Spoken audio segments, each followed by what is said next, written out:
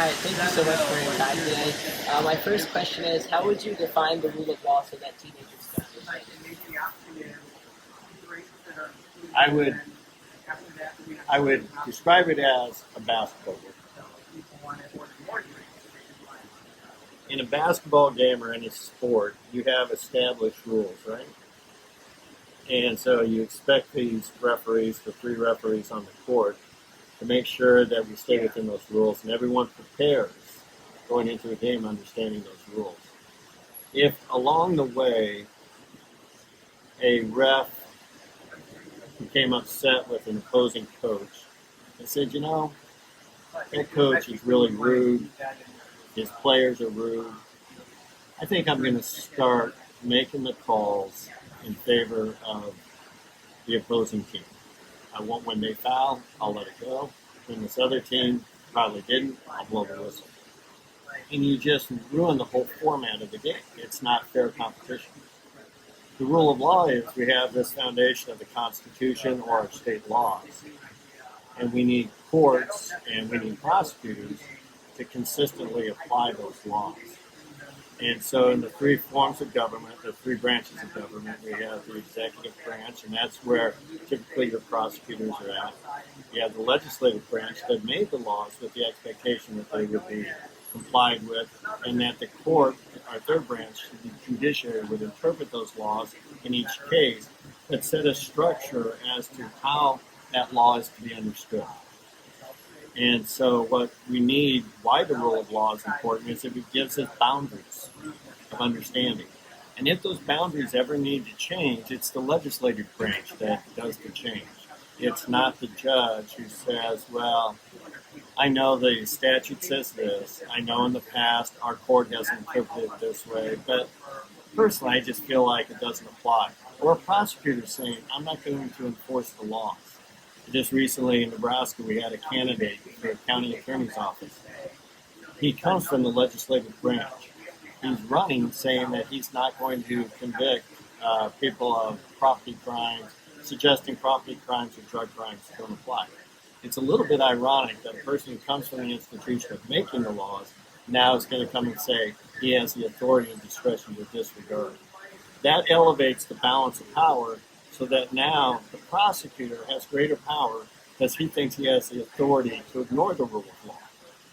And so it really gives us boundaries that we live in. That's really understandable. And I guess my next question is, what has your journey been like as attorney general, your ups and downs you faced on the way?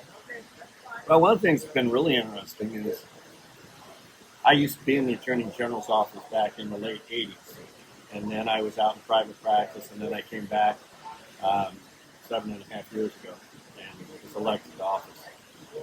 And I'd say one of the most interesting things is, even when I worked in the office, I didn't understand how much the AGs have responsibility to make sure that that balance stays in effect.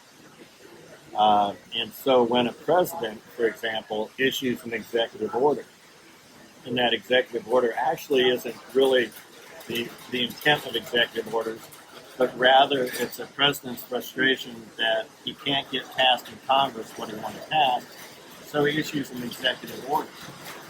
And all of a sudden the presidential power goes up like that, and the legislative power goes down like that. And so I'd say one of the most interesting and maybe rewarding things as Attorney General is we're one of the few elected offices that can make sure that the balance stays, balances of power and our Constitution are complied with. And so we're engaged a lot with actions in which we'll challenge the President's executive orders, or the mandates is a good example. Could the mandates be as broadly applied as federal government is doing that, or even at our state government level? Did a governor have the authority to do this? So probably the most rewarding thing I've found is if we're not trying to be the gatekeeper doing that, our whole constitutional frame of government can get out of whack. And so I guess I've appreciated the most the responsibilities and the challenges of having to do that. Yeah. And my last question is, in this day and age of rapidly evolving technology, what would you recommend teenagers to do to stay safe and secure online? I talk to a lot of teenagers in my job, and I intentionally try to get out and speak with them. And what I would say is, I don't know if this is going to resonate, but two things. Don't be a tool. You're going to be a tool if you don't understand that your privacy matters. And you're giving up a ton of privacy in social media. The other thing I would say is social media has a lot of design harms that you aren't even aware of. The designers of the software want to keep you on that screen as long as possible. So technology wants to consume you.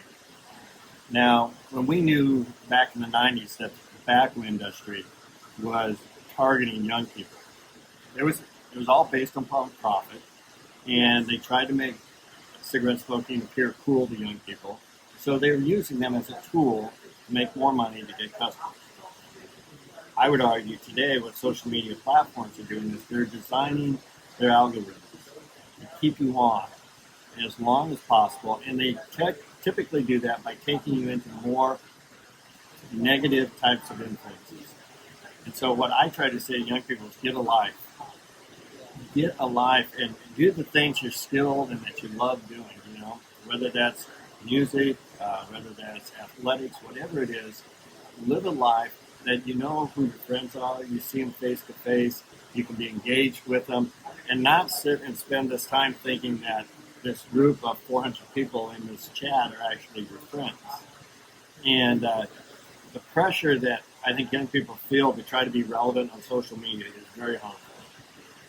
It's much better to pursue the things you love with people who care for you and set that phone aside. And that's what I mean by get a life. So my biggest message to young people is, hey, you have so much talent, qualities. There's so much to life to be enjoyed. If you can, get rid of the cell phone. Well, that's truly inspiring. Thank you so much. You bet.